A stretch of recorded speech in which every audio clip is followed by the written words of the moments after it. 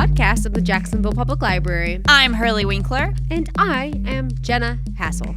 We have an author on our show tonight. Her name is Kristina McMorris, and she is here at the Pablo Creek Regional Library talking about her latest book, Sold on a Monday. And boy, is this book inspired by a wacky story. Yes, insane. So there's this photo.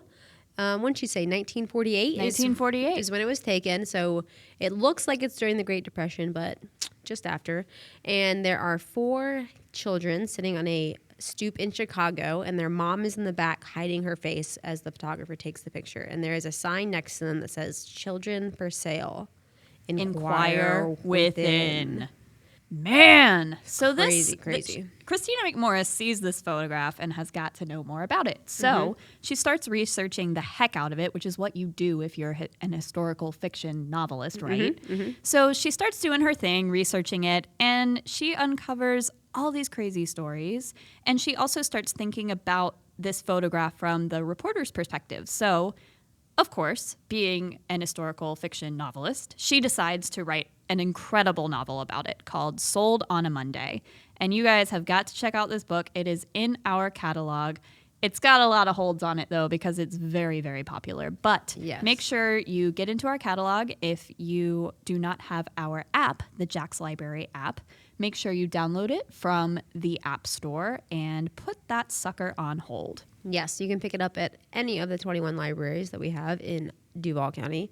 It took me a while to get it, Hurley. Same. You and I put it on hold on the same day, which was like a while ago. Yeah, it was. And we just got it like last week. Yeah. What gives, people? Stop reading your book. You're all into these interesting books, and it's annoying because we want to read them first. Yep. Sorry. We don't get special treatment just because we work here, unfortunately. No, we really don't. We don't. I had to wait in line for the new cookbook by Chrissy Teigen. I know. Isn't it Teigen now? It is that what we're Teigen. saying? Yes. I can't believe, why would she just now tell us all that to ruin our lives? She's so tolerant. Anyways, we can't talk about Chrissy Teigen right now. We have to talk about Kristina McMorris. You're right. Kristina McMorris is just as cool. Yes. And here she is talking about her latest book, Sold on a Monday.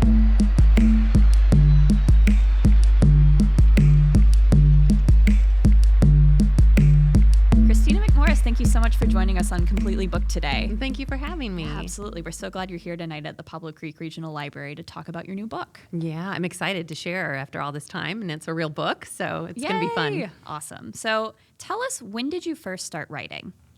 When I first started writing, it was about 10 years ago that I decided to sit down and try my hand at a novel because I had gone to visit my grandmother up in Washington, and I was creating a self-published cookbook for the family. You know, a lot of families do that. I put in 400 of her favorite recipes she'd collected and created over decades, decided to give it to the grandkids as a Christmas present, and I, almost as an afterthought, decided to interview her about her life and put in a biographical section, and she shared this amazing story about she and my late grandfather, how they had dated during World War II only twice, exchanged letters the entire time, fell in love through those letters, and then he came home on leave. They got married during the war, and then were married for 50 years until he passed away. What a story. Right? And then she said, "Would you like to see the letters?" Yeah. Wow. So, of course, I did. And we sat there that afternoon poring over these beautiful yellow wrinkled pages from a 19-year-old sailor who didn't know if he'd be coming home tomorrow. And when I left her house, I thought this would make a really good movie. You know, it'd be like The Notebook meets Saving Private Ryan. And it was basically a Cyrano de Bergerac story set during World War II. But when I was pregnant and high on hormones soon after, I decided, if I was creating life, a book didn't seem that hard. So I sat down and decided to write it as a novel. Oh, that's terrific. So what was it like to share such a personal family story with the rest of the world? Well, it was inspired by them, but it really was my own creation. So I took bits and pieces of their life, which is, of course, the most fun thing to do as you're a writer. You always have to say, be careful, or you'll end up in my novel, and it may not be pretty. So you have to be careful that you're not the villain, right? So you know that you're in good shape if you use the name, and it's actually a good character in the book. So that was fun, being able to incorporate little quirks and sayings that they used to have between my grandparents and put that in, but it really was, the characters were completely fictional. Okay. So who are some of the authors that inspired you to first start writing? Well, I can say Jodi Picoult was one that I loved her book so much. I felt like somehow she could write a grocery list and it would be page turning, and so she was one that definitely inspired me. Sarah Gruen, who wrote Water for Elephants, was one that absolutely inspired me to keep writing historical fiction. And she blurbed your latest book, right? She did. Yeah. And she blurred The Edge of Lost, wow. the book before, and they've been using some of her quotes since then with my other books, and it's so lovely. Incredible full circle that came around because Sarah was one that wrote Water for Elephants, as I said, that I had been meaning to read it for quite some time. I had enough friends that said, you've got to read this, it's page turning. And quite honestly, and I don't think Sarah would mind if I told her this, that I thought, it's a 90-year-old man in a nursing home talking about his life and backstory, back to the circus. It just no, it's not page turning. It can't be. Oh my goodness, how wrong I was. And I had enough friends that said, you've got to read this. It was a snow day. The kids were stuck at home. I was stuck at home. So I opened it up and I couldn't put it down. And that's when I realized, when I was on a 2-book contract with Letters from Home and had to come up with something new, I was thinking of writing contemporary to kind of cut out a lot of my research that I would have to do from World War II or whatnot. And when I read her book, I thought, wow, no other genre really sucks me into their world and immerses me into a completely different space than historical fiction. And because that's what I'd want to read the most, I knew that's what I needed to write. Wonderful. So you're here tonight at the Pablo Creek Regional Library to discuss your latest novel, Sold on a Monday. And this book was inspired by a photograph that you saw, right? It was. Tell us a little bit about that photo. So the photo, a lot of people have seen it, and once you see it, I like to say you can't unsee it because it really is pretty striking. There are 4 children that are sitting on a stoop in Chicago, and it looks like the Great Depression, but it actually was from 1948, which surprised me when I learned that. There is a mother right behind them that is turned away from the camera, shielding her face, and a sign next to them that says, "For children for sale, inquire within." And as a mother myself, I had a visceral reaction, and I thought, I could understand perhaps giving up your children if you thought it was for their betterment. But what would push a parent to the point that you would actually ask for money in return? And so that question haunted me, and the photo haunted me until I started researching about the photo and came across a follow-up article in the Northwest Indiana Times. It was rerun in the New York Post about 5 years ago, and it was about the siblings that had then grown up and been separated for various reasons, and that's a big question mark as to were they truly sold, or was the photo even staged by a reporter? So that was in the article as a question mark. But the truth of it is, a year after that photo was published, all 5 children, and she was pregnant in the photo, so all 5 children within 2 years were all given away, adopted out, or sold. And one girl in the photo, who I've since become friends with, named Rayanne, was actually sold for $2. A farmer and his wife came to the house a year after the photo was published, said that they would buy her for $2 for farm labor. Her brother was crying so much, not wanting to lose his sister. They were only 5 and 6 years old.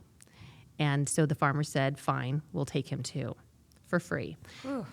Now, when I asked Rayanne why she thinks her mother did that, was it because they were so poor and in such dire straits, her answer was actually not what I expected. She said that her mother wanted bingo money. Oh, wow. My God. So sometimes, the truth is pretty harsh, and I was hoping for a more compassionate reason, but in my story, which is completely fictional, it really is just inspired by the photo. I really tried to take that and give other reasons and more compassionate life and hope to these children that maybe they didn't have in real life. Wow. So how did you know that this story was worthy of sort of inspiring a novel? Well, I think because it just kept haunting me. And my author friends who were smart enough to say, Chris, you cannot let this story go. And I struggled with it for quite some time because, number one, the only way I first saw it was it would be a story from the kid's perspective. And Christina Baker Klein is a friend of mine and wrote Orphan Train, which is amazing. And I felt like if I were to tell that story, first of all, I felt like I'd be presumptuous telling a story of these real kids' lives instead of creating something fictional. And the other thing is I felt like I'd be writing Orphan Train too. And I didn't feel I was bringing anything new to the table that would make it different than that. And probably not as good, certainly not as good. So when I remembered that there was that mention of the possibility that it was staged, and the sign in that photo is so perfectly painted with reflective accent marks and all. It doesn't change what really happened to the children, but it did make me think, what about the reporter's point of view? So in my story, I do have a reporter then who stumbles across 2 kids on a farmhouse porch in rural Pennsylvania during the Great Depression and sees a sign that says 2 children for sale. So he takes the photo, not meaning it for publication, but it does lead to his big break. And then because of some questionable decisions he makes with regard to the article and the photo, it catapults his career, but it has devastating consequences for everybody involved in the photo. How did you meet one of the girls in the original photo? Yeah, I knew her name from the article, and I waited until the book was done. It was one of those things where you think, do I reach out? Because I really wanted to, of course, but it was also the story wasn't about her. Right. And I didn't want to confuse that. But also, when I reached out, you just think, do they really want to hear from someone that says, I know that you were sold as a child. Do you want to talk about it? I wrote a book inspired by it, and you don't know how that's going to affect somebody. And so when the book was over and it was well on its way to publication, and I was asked by some media, have you thought about reaching out to them? And I had so much. I really wanted to. And the book is dedicated to the children in the picture. So essentially, that's Rayanne and her siblings. And so I researched a little bit more. Sure enough, another article came up that I hadn't seen before because it came out after I started the book. So just back in December of this past year, there was another follow-up article, and she was in it again, telling her story, also in video form. And so she wanted her story told. And that way I thought, maybe she wouldn't mind if I reached out. And she mentioned her son's name in the article and where she lived. I put her name into Facebook, and sure enough, she was the only one that came up. Wow. And her son's name as well. And I reached out to them both to let them know that I'd be honored to send them a copy of the book. And they came back. That was just amazingly warm. And she and I have since become friends. And I'm actually now trying to help her connect with some family that she hasn't been able to. Oh, what a gift. Yeah, that's terrific. So it sounds like much of your writing is inspired by research. What is your research process like? Well, my favorite kind of research is firsthand research. You have to do the things of going through the textbooks and highlighting and taking the notes, of course. But I love, aside from documentaries and memoirs, I love those too because they're more firsthand accounts. But I absolutely love the interviews. Interviewing World War II veterans over the years has been incredible. The ones that served for the Japanese-American, units of the 442 or the Military Intelligence Service, which were code breakers and interrogators against Japan. They had amazing stories. There's been women that I spoke to that served in the Women's Army Corps during World War II. Again, every one of their stories could be a book in itself. My favorite thing I've done so far is fly on a restored B-17 bomber. What? And that was amazing. And I will say, I always tell people, that your husband gets you when he gave that to me as a surprise gift for Mother's Day. Aww. Wow. Yeah. You're like, okay, he gets me. He gets me. He gave you your firsthand research for Mother's Day. I'm like, no more flowers, no more chocolates, just give me another ride on V-17. Yeah. Wow, that's awesome. Crazy. So writing a novel can seem like a daunting task for beginners. What is your advice for new writers wanting to get started on their first novel? Yeah, I would say that read, because that was something I was slow to, at the party, that I wasn't planning to write a novel when I first started. So I had to do a lot of catching up. So it's a lot of reading. And also when you are confident enough and ready to take constructive criticism, finding the people that are really good at constructive criticism that will read your drafts and give you feedback and then be able to take that in, but also know what doesn't work for you. So I think the really important thing is it's so easy to allow someone else to edit out your own voice, and fiction is all about voice. Every story under the sun has been told. I always joke that Greek mythology and Shakespeare basically told it all. So to tell a story today that seems fresh, it's about our voice. And so treat it like a cafeteria line and pick and choose what works for you and to find your own voice that you're confident in. And I feel like I hear a lot of new writers talk about finding their voice. How do you suggest someone goes about finding their voice, especially when writing fiction? Yeah, I think it comes from, like I said, reading a lot. And at first, I think that it's really natural to start imitating other authors that you admire. I think that's absolutely, what you do as an artist in any kind of form. So first, it's kind of that imitation, and then you start relaxing and realizing when to know the rules so that you know when to break them and know why you're breaking them, but you don't have to really follow anyone's guidelines. It really is about your story and how you see the world. And for me, it's the film I see in my head. So every book is like a film, and I write down what I see. And I think that's where the voice comes from. That is really good advice from an award-winning author. You have garnered several awards, over 24 prestigious awards and nominations for your work as a writer. How does that feel? That's incredible. It feels better than not having the award. Yeah. No, it's been great. I mean, of course, it's always nice to have some tangible recognition of something that you've worked really hard for. And so it's nice. It's fun. Of course, in the family, it's nice for them to kind of gather around that, and the kids to be able to see, something that's tangible, like holding a real book in itself is enough, truly. And even if I had self-published it and at Kinko's, which is what I'd planned to do originally, and at least have copies for my kids and grandkids, that was going to be enough for me too. So I think that enjoying the journey of that is also so important, because there's so much beyond our control in the publishing industry, and not chasing the trends is also something I would suggest strongly, because by the time that you chase a trend that maybe you're not passionate about, you're probably going to miss it anyway. Right. Because it's going to take a year to write it, and then it's going to take a year to publish it if you're lucky, and then suddenly you kind of miss the boat anyway. And I think most importantly is write something that you love. Right. So in addition to your work as a writer, and you mentioned that you started writing about 10 years ago, right? Yeah. Yeah. So in addition to that, you've owned a wedding and event planning company, and you hosted a television show called Weddings Portland Style. I want to know how your business and on-camera experiences have helped you in your career as a professional author. Oh my gosh, it's helped so much, because I'm one of those authors, clearly, as you've already figured out, that isn't one that just really wants to go back home and keep writing another book. I love the marketing aspect of it. I think it's fun. I like getting out there and speaking, and a lot of that comes from the background that I had, hosting a TV show, being able to do interviews and I actually enjoy them. I don't dread them, so that's nice. Right. That's a skill set that not a lot of authors have, I don't think. So do you feel like it really sets you apart from the rest? Well, I hope that it comes across that I enjoy it, and I really do. So I think that's nice, and I definitely have friends that will tell me all the time, "Oh, I hate that part of the business." They just really want to go write their next story, and I don't blame them. But this is the part when I get to kind of enjoy what I've done and all the work of sitting in a room by myself, transcribing imaginary conversations between people. So this, for me, is the really fun part. That's very evident that you enjoy it. It is clear.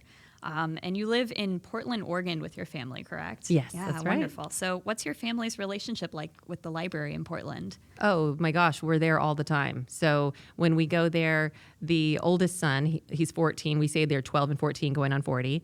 And when we go into the library, the 14-year-old always has a hard time making decisions. He was a nightmare at Chuck E. Cheese, if you can imagine, when you have to, take those 20 tickets and which, rubber toy are you going to bring home. It would take about an hour. So the library is a little overwhelming for him, but he is a voracious reader. Both my boys love to read. So we are at the library a lot, because we go there, and thankfully the youngest with me teams up, and we run around and grab about 20 books that we think the 14-year-old would enjoy, and we stack them up, and his job is to just go through and lower it down to 10. Wow. So we don't go home with fewer than 10 books from the library. Wow, yeah. You got to have teamwork as a family, I think. Yes, yeah, that's yes. essential, especially in the library. Are you working on a new book right now? I am on stop 8 of 50 on my book tour, so I don't foresee writing very soon, but I definitely had a new idea, and I started researching. I traveled for it, and let my agent know and my editor, and they were both very excited, but we all agreed as a team that the focus right now is just so much travel and my other full-time job being a mom. So between the two, I've got my hands full for a little while, and then I'll be excited to sit down and start writing again. Oh, I bet, yeah. So when you're on tour, do you find time to write at all, or is it like stealing quick moments from the day if you can? Most of my writing when I've been on tour so far has really been about publicity. So there's a lot of articles that I'm writing, or, Q&As that I'm writing. And there's just so much excitement going on right now with the promotion, which is fantastic, but lots of emails. I end up spending probably doing 50 emails a day, as soon as I get into a hotel room, and try to clear those off as fast as possible. So that ends up being most of the time. Right, yeah. So we always ask this in every interview we do. We want to know, when you were a kid, what did you want to be when you grew up? Oh, you'll love this story. Okay, so I can't say a writer. I wish I did, because I would have been so far ahead of the game when I was so clueless when I started the first book. There were two things I remember my parents asking, what did I want to be when I grew up? And I was trying to decide for Halloween which costume. And I was between two options. One was a nun. Now, mind you, I wasn't Catholic. I just thought their outfits were very cool. And the other one was a belly dancer, for the exact same reason. Like the outfit. So I think that Halloween, my mom had me put some black and white sheets together, and she had me go as a nun, because I think that she preferred that over, a 9-year-old or 8-year-old, whatever I was, walking around with, half my body showing through the rainy Portland streets. Mm-hmm. You could have done a nun belly dancer hybrid. You know what? That could be my next book. That could be. Yeah. I'm sure there's been some nun historically. Yes, that has the little chimes. Moonlighted. There is, as a belly dancer. Everything is possible, It's and true. everything has been done. Yes. Yeah. Stranger than fiction, I guess. Yes, always. Well, Kristina McMorris, it has been a pleasure having you on Completely Booked tonight. Thank you so much for coming. Thank you so much.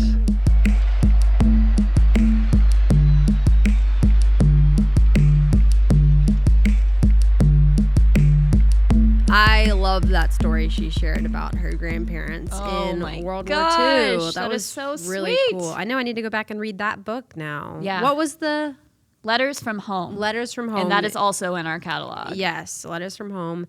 That one was really, really cool. And she did say it was just, inspired by them. Of course, all the characters are fiction, but still. Right, but can you imagine reading your grandparents' love letters? That's so special. That is so sweet. Oh, my goodness. And that kicked off her writing career. So yeah, it must be some kind of story. That's incredible. I can't imagine really not thinking you were going to be an author and then starting to write and then being really good at it. Oh my gosh, my favorite thing she said was well, I created human life. I know. A book can't be that hard. I'm like, true. Preach. True, Kristina. Mm-hmm. She was lovely. And make sure you all check out, put on hold, read her new book, Sold on a Monday. Mm-hmm. And the other 3 that she also has in our collection, you can check out as well by searching her name, Kristina McMorris, in the catalog on our website or in our app. Yes. We will also put the picture that the book was inspired by on our podcast page at jackspubliclibrary.org/podcast.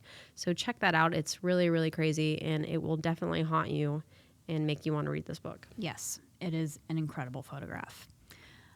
To all of our authors who are listening in right now, make sure you follow us on social media so you can get updates about the Jack's Book Fest, which is coming up on February 23rd, 2019. We are opening our application for authors very, very soon, if not today, I do believe, but possibly very, very soon. So make sure you follow us on social media to get all the updates about that so you can find out how to be an author at the Jack's Book Fest, which is the literary event of the year. Of the year for the whole state. Mostly Jacksonville, but probably for the whole world. Yeah, it's pretty much the biggest event. It's incredible. Ever. Yeah. And we have an exciting headliner. Ooh, you better stay tuned for that. Stay tuned. We have an announcement soon about who our keynote author at the Jack's Book Fest is going to be, and we can't wait to tell you. Because we know and you don't. We know, haha, you don't know. We also want to give a shout out to the lovely Terry Welch, who set up this interview with Kristina McMorris, as well as our interview with Tim Dorsey, which we aired just 2 weeks ago. So we want to show some love to Terry because she is just one of the loveliest people and so caring and always gets really, really interesting authors to come to Jacksonville and talk about their books. And she was kind enough to set up our interviews tonight. So thank you, Terry. Yes, and all of the staff at Pablo Creek and Beaches for letting us take over one of their rooms. Yes, we're here in a conference room at Pablo Creek where producer Brian, fun fact about producer Brian's life, producer Brian used to teach guitar lessons in this room. This very room. Aww. Sweet. So cute, producer Brian. Make sure you like us on Facebook at Jacksonville Public Library and follow us on Instagram and Twitter at Jack's Library. And while you're at it, subscribe to our podcast, rate us, and review us. Just go crazy on your screens, y'all. Yes, please. We've gotten several very lovely ratings and reviews. Please keep them up. Keep it coming. This podcast was produced by Brian Thomas, a.k.a. BT, a.k.a. Producer Brian. Goodbye.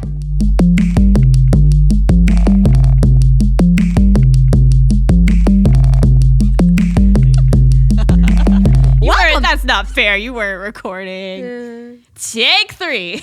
Welcome to Completely Booked, the official podcast of the Jacksonville Library. I'm Hurley Winkler. And I'm Jenna Hustle. This podcast is produced by Brian Thomas, a.k.a. BT, a.k.a.